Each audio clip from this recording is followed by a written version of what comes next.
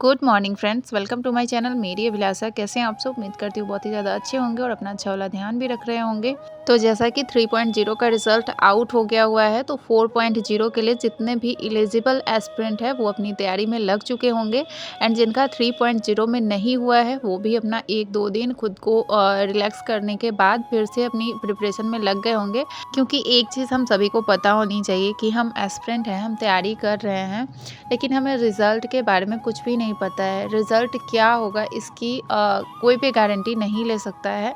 लेकिन हमें हिम्मत तब तक नहीं हारनी है जब तक कि हमारा रिज़ल्ट नहीं हो जाता है। बाकी एक चीज़ तो है ही कि जब आप बहुत दिनों से तैयारी कर रहे होते हैं और आपका रिज़ल्ट नहीं होता है, तो आपको दुःख तो होता ही है। और उससे भी ज़्यादा दर्द इस बात का रहता है कि जो आस-पास के लोग होते हैं, जो रिलेटिव्स होते हैं, उनको ताने मारने के और भी ज़्यादा मौके मिल जाते हैं और वो हमें और भी ज़्यादा डिमोटिवेट करते हैं। तो अभी फ़िलहाल हमें यही ध्यान रखना है कि जितने भी रिलेटिव्स हैं या कोई भी है, उनकी बातों का कुछ ख़ास हमें ध्यान नहीं देना है और सिर्फ़ अपनी पढ़ाई पे फ़ोकस करना है। क्योंकि उनको नहीं समझ होती है कि जो एक एस्पिरेंट होता है, जो तैयारी कर रहा होता है, वो सिर्फ़ पढ़ाई नहीं कर रहा होता है, उसके दिमाग में क्या चल रहा होता है, कितनी सारी उथल-पुथल चल रही होती है।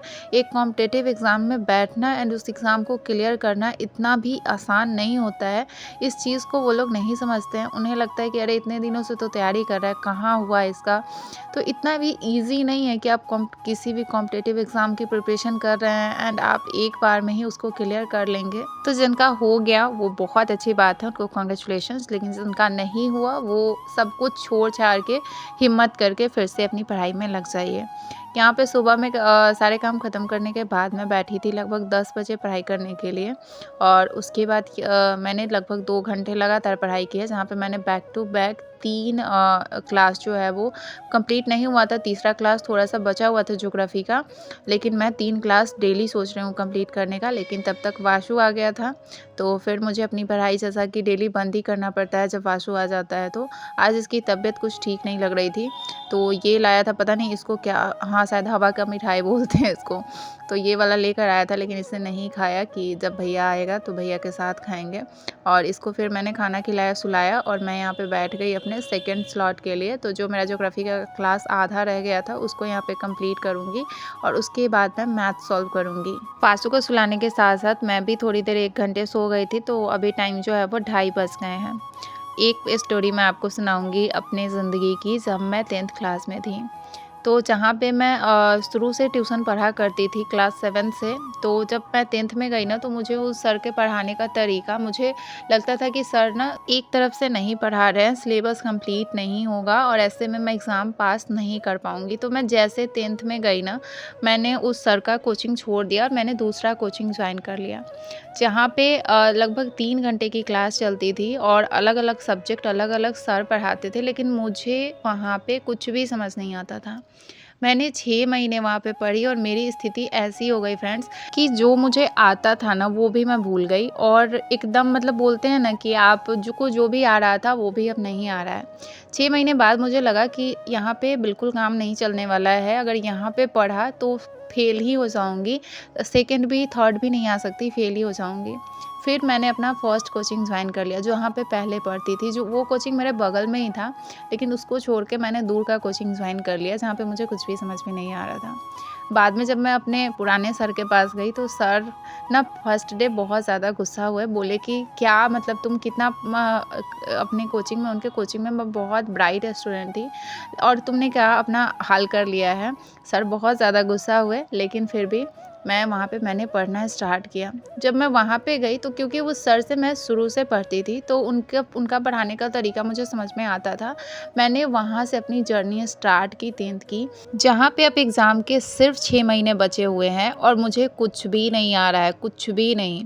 लेकिन वहाँ पे एक चीज़ था कि कॉम्पिटिटर वहाँ पे मुझे बहुत अच्छे मिल गए, जो साथ में पढ़ रहे थे। उस स्टूडेंट से मतलब इतना था कि एक बहुत अच्छी मेरी फ्रेंड थी, उसके साथ मेरा हमेशा कॉम्पिटिशन चलता था कि टेस्ट में उसके ज़्यादा मार्क्स नहीं आने चाहिए, और उसको लगता था कि टेस्ट में मेरे ज़्यादा मार्क्स नहीं आने चाहिए। इस तरीके से जब हमने अपनी प्रिपरेशन, अपनी जर्नी स्टार्ट की, तो हमारा कैसे प्रिपरेशन इतना अच्छा हो गया कि उस टाइम 10th में मैं अपने पूरे गाँव में मेरा सबसे ज़्यादा मार्क्स आया था, एंड कोचिंग में भी सबसे ज़्यादा मार्क्स आया था। और जो मेरी फ्रेंड थी मेरे से 4% शायद नंबर उसको कम आया था। लेकिन ये मुझे अब फ़ील होता है कि लाइफ में ना कॉम्पिटिटर का होना कितना ज़रूरी है। अगर आपके पास कोई कॉम्पिटिटर है ना, तो वो आपको पुश करने का काम करता है। आपको पढ़ाई में मन लगने लगता है, आप ये सोचते हैं कि वो मेरे से आगे ना निकल जाए, एंड वो भी उसी तरह से सोचता है, तो उसकी भी प्रिपरेशन अच्छी हो जाती है एंड आपकी भी प्रिपरेशन अच्छी हो जाती है। और सच बता रही हूँ फ्रेंड्स, अभी फ़िलहाल जो मेरा स्थिति है ना, मुझे सेम वही वाली फीलिंग आ रही है, और मुझे वही वाली एनर्जी अभी चाहिए कि मैं वैसी ही प्रिपरेशन करूँ जहाँ पे मुझे कुछ नहीं आता है, और वहाँ से मैं इतना हिम्मत लगा के पढूँ, इतना हिम्मत लगा के पढूँ कि इतने कम समय में भी, जहाँ पे मेरे पास बाकी के मुकाबले आधे टाइम हो, लेकिन मैं उस आधे टाइम में सबसे अच्छा मार्क्स लेकर आऊँ। तो लेकिन वो चीज़ अब नहीं हो सकती है, वो टाइम नहीं है, वैसा मूड नहीं है, उस टाइम पे कुछ भी सोचने की, कुछ भी रिस्पॉन्सिबिलिटी नहीं थी, सिर्फ पढ़ाई पे फोकस था। और लाख चाहती हूँ, डेली सोचती हूँ, लेकिन वो दौर वापस नहीं आ सकता है। अभी मैं घर में अकेले बैठ के पढ़ाई करती हूँ। मुझे नहीं पता कि बाकी लोग कैसे प्रिपरेशन कर रहे हैं, बाकी लोगों की कैसे तैयारी चल रही है।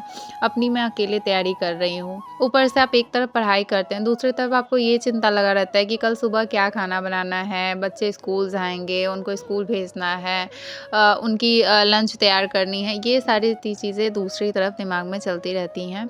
तो वो दौर तो वापस नहीं आ सकता है फ्रेंड्स, लेकिन जिस भी सिचुएशन में है, लड़की तो मैं वही हूँ, हिम्मत भी वही है। तो अपने तरफ से पूरी कोशिश रहेगी कि जो टाइम बचा है उसमें बहुत अच्छी प्रिपरेशन कर लूँ। यहाँ पे शाम के टाइम मैंने पढ़ाई अपनी बंद करी थी लगभग 6:30 के आसपास, और उसके बाद मैंने शाम का नाश्ता बनाया जिसमें मैंने चूड़ा और बादाम को फ्राई किया था, मूंगफली को। और उसके बाद आज मैं फिर से मिक्स वेज बना रही हूँ, लेकिन कल जो मिक्स वेज बनाया था ना, वो नॉर्मल सब्जी के तरह था। आज जो मिक्स वेज बना रही हूँ, जो शादियों वगैरह में बनता है ना, वो वैसा वाला। लेकिन हाँ, इसमें मैं थोड़ा सा ग्रेवी बनाऊंगी, क्योंकि चावल जीरा राइस के साथ खाना है, तो थोड़ी सी ग्रेवी रहेगी। नहीं तो सूखा वाला जो रहता है ना, वो बिल्कुल जैसे शादियों में बनता है वैसा, जो प्याज टमाटर फ्राई करके जो मसाले तैयार होते हैं, वो वाले मिक्स वेज में बना रही थी। एक तरफ मेरा जो जीरा राइस है वो भी अब रेडी हो चुका है, और सब्जी भी बन गया है। और ये सब्ज़ी बनाते हुए, क्योंकि ये सारी सब्ज़ी बनाने में बहुत टाइम लगता है, क्योंकि इतने तरह की तो सब्ज़ी इसमें लगती है। और हाँ, इसमें ना गाजर की कमी थी। सब गाजर रहता है ना, तो एकदम हरा, पीला, रेड कलर का थोड़ा-सा अलग टाइप का इसका कलर भी आता है। लेकिन ठीक है, अभी गाजर नहीं खरीद के आया हुआ था, तो जो था उसी से मैंने बना दिया, और खाना बहुत अच्छा बन गया था। उसके बाद यहाँ पे बहन भी आज मेरी आ गई हुई थी। मुझे नहीं पता था आने वाली है, अचानक से ही आ गई।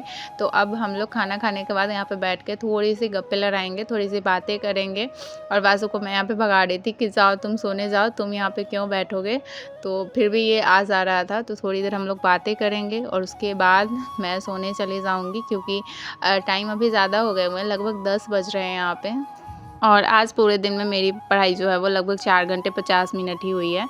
तो चलिए, आज की वीडियो को मैं यहीं पे एंड करती हूँ। यदि आप फर्स्ट टाइम मेरा वीडियो देख रहे हैं तो वीडियो को लाइक कीजिएगा, और चैनल को अब तक सब्सक्राइब नहीं किया है तो सब्सक्राइब कर दीजिएगा। बेल आइकन को प्रेस कर लीजिएगा, ताकि जब भी मैं अपनी नेक्स्ट वीडियो डालूँ आपको नोटिफिकेशन मिल जाए। अपना ध्यान रखिएगा, मेरे साथ जुड़े रहिएगा। Bye bye and take care. मैं डेली आपसे मिलती रहूँगी, एंड आपको अपनी प्रिपरेशन की जर्नी आपके साथ शेयर करती रहूँगी, एंड आपके लाइफ में मोटिवेशन ऐड करती रहूँगी।